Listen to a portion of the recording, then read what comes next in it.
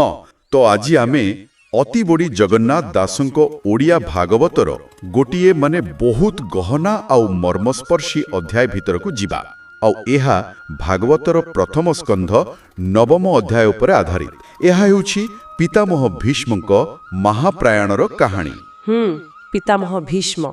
आमर उद्देश्य केवल कहानीटी को पुणी थरे कहिबा नुहे बरं बुझिबाकू चेष्टा करिबा जे जणे एते बड़ योद्धा जे निज कर्तव्य भितरे सारा जीवन बांधी होई रहिथिले से केमिति निज शेष समय रे सेही कर्तव्य को भी पार करी भक्तिर एक नुआ शिखर रे पहुंचिले।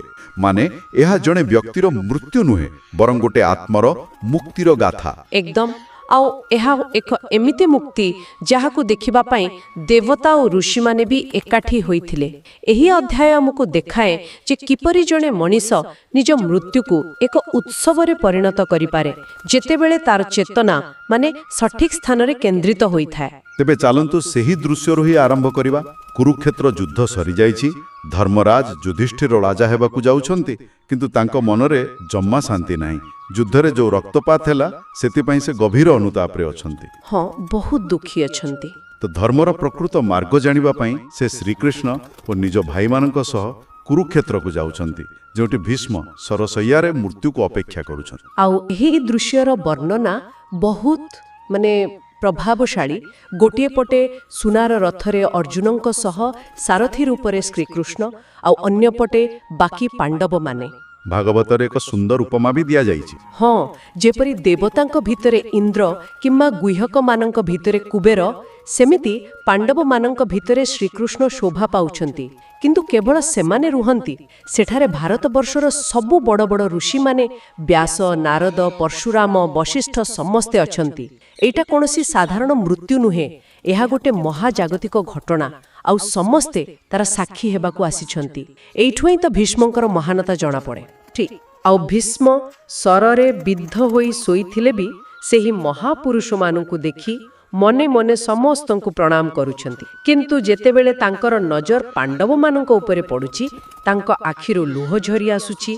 से कहुछन्ति ए बड़ कष्ट मोर चित्ते ए पांच भाई कुंती सुते बने बंचिले कष्ट कर्मे। एहा केवल एक साधारण दुख नुहे एहा भितरे गोटे बड़ द्वंद्व लुचि रहिछि नुहे कि। निश्चित भावरे एहा ही तो भीष्मंकर दार्शनिक संकट। से आश्चर्य हेउछन्ति जे जो पांडव मानंकर पिता हेउछन्ति धर्म रक्षक हेउछन्ति ब्राह्मण आउ सांग हेउछन्ति निजे नारायण श्रीकृष्ण सेमानंकर जीवन रे एते कष्ट काहीकि जेउठी युधिष्ठिरंकर धर्म भीमंकर गदा आउ अर्जुनंकर गांडीव अछि सेठी दुख आसीबो केमिति। एही प्रश्न पचारि से केवल पांडवंक पई दुख करूनाहंती से पूरा संसारर कर्म आउ भाग्यर जो जटिल खेल ताकू बुझिबाकू चेष्टा करूछन्ती। शेषरे से हार मानी कहउछन्ती एमंत विधातार गति के जानी पारे यहा चिंती। माने एक प्रकार निज ज्ञानर सीमा को स्वीकार करूछन्ती आउ एही द्वंद्व आउ दुख भितरु ही तांको चेतनार मोड बदलुछि। तांको दृष्टि श्रीकृष्णंक ऊपर पड़ुछि आउ से हठात सबु किछि स्पष्ट देखि पारुछन्ती। किंतु एठी गोटे प्रश्न आसुछि भीष्म तो बहुत बड़ ज्ञानी थिले इच्छा मृत्युर बर भी पाइथिले से कोण आगरु कृष्णंकर एही परमेश्वर स्वरूप को जानि नथिले ना निज मृत्यु सामना रे थिबारु सबु मोहमाया त्याग कला परे ही तांकु सही परम सत्यर प्रकृत अनुभूति हैला। बहुत बढ़िया प्रश्न। देखंतु जानिबा आउ अनुभव करिबा भितरे बहुत फरक अछि। भीष्म तत्वगत भावे हुए तो जानिथिले किंतु मनुष्य संपर्कर जो माया स्नेह कर्तव्य राजनीति एसबु तांको दृष्टि को घोड़े रखिथिला।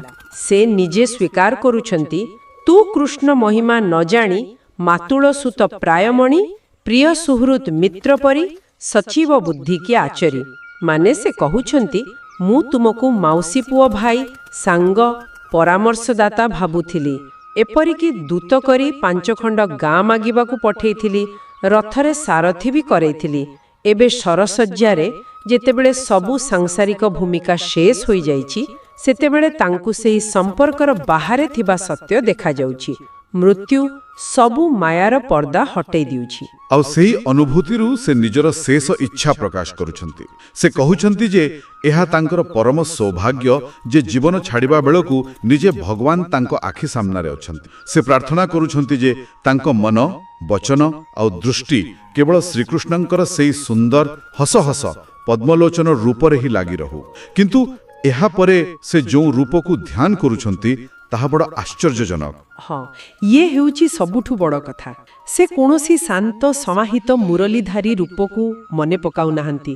ସେ ମନେ ପକାଉଛନ୍ତି କୁରୁକ୍ଷେତ୍ର ଯୁଦ୍ଧଭୂମିର କୃଷ୍ଣଙ୍କୁ। ଆଉ କେମିତିକା ରୂପ, ଯେଉଁଠି ତାଙ୍କର କେଶ ଘୋଡ଼ାଙ୍କ ଖୁରାରୁ ଉଠୁଥିବା ଧୂଳିରେ ମଳିନ ହୋଇଯାଇଛି, ମୁହଁରେ ଝାଳର ବୁନ୍ଦା ଚିକ୍ଚିକ୍ କରୁଛି। ଆଉ ସବୁଠୁ ବଡ଼ କଥା, ତାଙ୍କର ନିଜର ମାନେ ଭୀଷ୍ମଙ୍କର ତୀକ୍ଷ୍ଣ ବାଣ ଦ୍ୱାରା ତାଙ୍କ ଶରୀର କ୍ଷତାକ୍ତ ହୋଇଛି। ସେହି ରକ୍ତାକ୍ତ କ୍ଳାନ୍ତ ଧୂଳି ଧୂସରିତ ରୂପକୁ ସେ ନିଜର ଅନ୍ତିମ ଧ୍ୟାନର ବିଷୟ କରୁଛନ୍ତି। ଏଥିରେ ଏକ ବିରୋଧାଭାସ ନାହିଁ କି? ଜଣେ ଶାନ୍ତିରେ ମୃତ୍ୟୁ ଚାହୁଁଥିବା ଲୋକ ଯିଏ ମୋକ୍ଷ ଚାହୁଁଛି, ସେ ଯୁଦ୍ଧର ସବୁଠୁ ଭୟଙ୍କର ମୁହୂର୍ତ୍ତକୁ କାହିଁକି ବାଛିବ?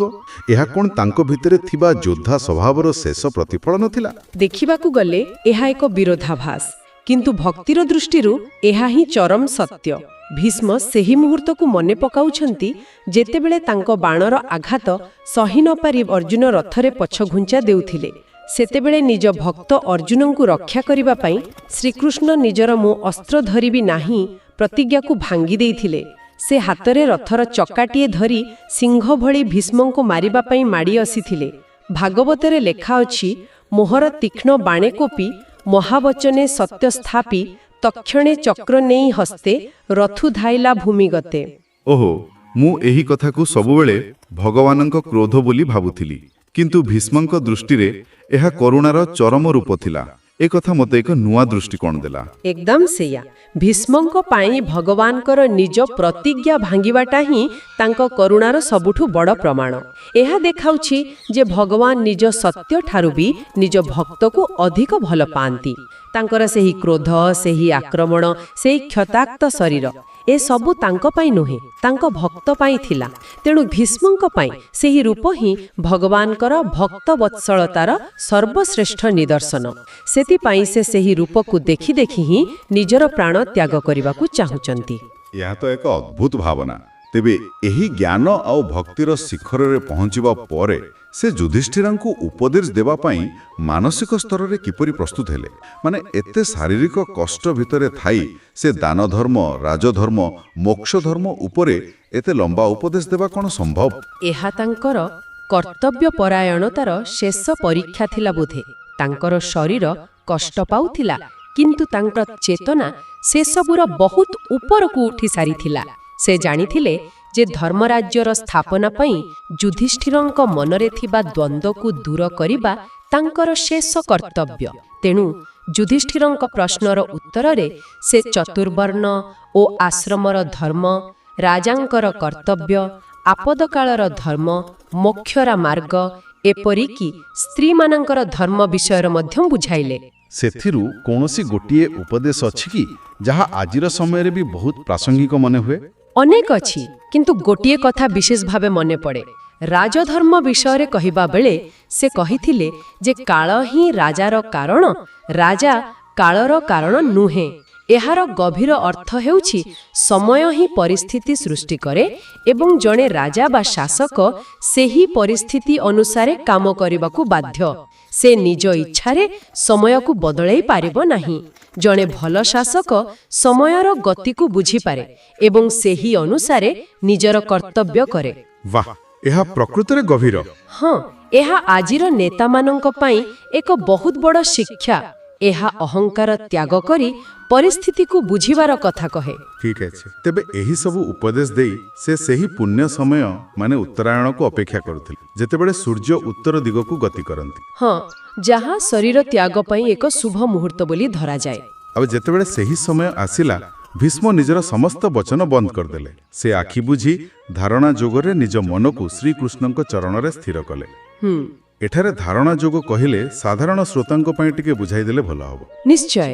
ଧାରଣା ଯୋଗ ହେଉଛି ଅଷ୍ଟାଙ୍ଗ ଯୋଗର ଷଷ୍ଠ ସୋପାନ, ଯାହାର ଅର୍ଥ ହେଉଛି ଏକାଗ୍ରତାର ଚରମ ସୀମା। ଏହି ଅବସ୍ଥାରେ ସାଧକ ନିଜର ସବୁ ଇନ୍ଦ୍ରିୟକୁ ବାହାର ଦୁନିଆରୁ ପୂରାପୂରି ହଟାଇ ଆଣି ନିଜ ଚେତନାକୁ କେବଳ ଗୋଟିଏ ବିନ୍ଦୁ ଉପରେ କେନ୍ଦ୍ରିତ କରେ। ଏଠାରେ ଭୀଷ୍ମଙ୍କ ପାଇଁ ସେହି ଏକମାତ୍ର ବିନ୍ଦୁ ଥିଲେ ସାକ୍ଷାତ ଶ୍ରୀକୃଷ୍ଣ। ସେ ନିଜର ମନ, ବଚନ, ଦୃଷ୍ଟି ସବୁକିଛି ସେହି ଗୋଟିଏ ସ୍ୱରୂପରେ ଲୀନ କରିଦେଲେ। ଏହା ଏକ ପ୍ରକାର ମାନସିକ ସମର୍ପଣ, ଯେଉଁଠି ନିଜର ସ୍ୱତନ୍ତ୍ର ଅସ୍ତିତ୍ୱ ଆଉ ରହେ ନାହିଁ। ତାପରେ ସେ ନିଜର ଆତ୍ମାକୁ ପରମାତ୍ମାଙ୍କ ସହିତ ଲୀନ କରିଦେଉଛନ୍ତି। ଭାଗବତରେ ବର୍ଣ୍ଣିତ ଅଛି, ଆତ୍ମାରେ ଆତ୍ମା ସ୍ଥିର କରି ପବନେ ପବନ ସଞ୍ଚରି। ଏହି ଦୃଶ୍ୟ କେତେ ଅପୂର୍ବ ଥିବ। ଅକଳ୍ପଣୀୟ। ସେହି ମୁହୂର୍ତ୍ତରେ ତାଙ୍କର ଆତ୍ମା ଶରୀର ତ୍ୟାଗ କରି ସମସ୍ତଙ୍କ ଆଖି ସାମ୍ନାରେ ସିଧାସଳଖ ଯାଇ ଗୋବିନ୍ଦଙ୍କ ଦେହରେ ଲୀନ ହୋଇଗଲା। କୌଣସି ସ୍ୱର୍ଗ ନୁହେଁ, କୌଣସି ବୈକୁଣ୍ଠ ନୁହେଁ, ସିଧା ପରମାତ୍ମାଙ୍କଠାରେ ବିଲୟ। ଏହା ଦେଖି ଦେବତାମାନେ ଆକାଶରୁ ଦୁନ୍ଦୁଭି ବଜାଇଲେ, ପୁଷ୍ପବୃଷ୍ଟି କଲେ। ସେଠାରେ ଥିବା ସମସ୍ତେ ସ୍ତବ୍ଧ ହୋଇଗଲେ।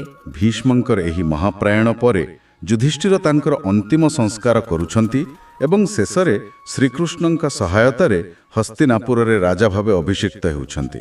ହଁ, ତ ଏହିପରି ଭାବରେ ଭୀଷ୍ମଙ୍କ ମୃତ୍ୟୁ ହିଁ ଧର୍ମରାଜ୍ୟର ପୁନଃସ୍ଥାପନା ପାଇଁ ରାସ୍ତା ଖୋଲି ଦେଉଛି। ଏକଦମ ତାଙ୍କର ମୃତ୍ୟୁ ଗୋଟେ ଯୁଗର ଅନ୍ତ ଏବଂ ଆଉ ଏକ ନୂଆ ଯୁଗର ଆରମ୍ଭ ଥିଲା। ତାଙ୍କର ଜ୍ଞାନ ଆଉ ତ୍ୟାଗ ହିଁ ଯୁଧିଷ୍ଠିରଙ୍କୁ ଶାସନ କରିବା ପାଇଁ ଆବଶ୍ୟକ ଦିଗ୍ଦର୍ଶନ ଦେଲା। ତେବେ ଆଜିର ଏହି ଆଲୋଚନାରୁ ଏହା ସ୍ପଷ୍ଟ ହେଲା ଯେ ଜଗନ୍ନାଥ ଦାସଙ୍କ ଭାଗବତରେ ଭୀଷ୍ମଙ୍କ କାହାଣୀ କେବଳ ଏକ ଘଟଣାର ବର୍ଣ୍ଣନା ନୁହେଁ।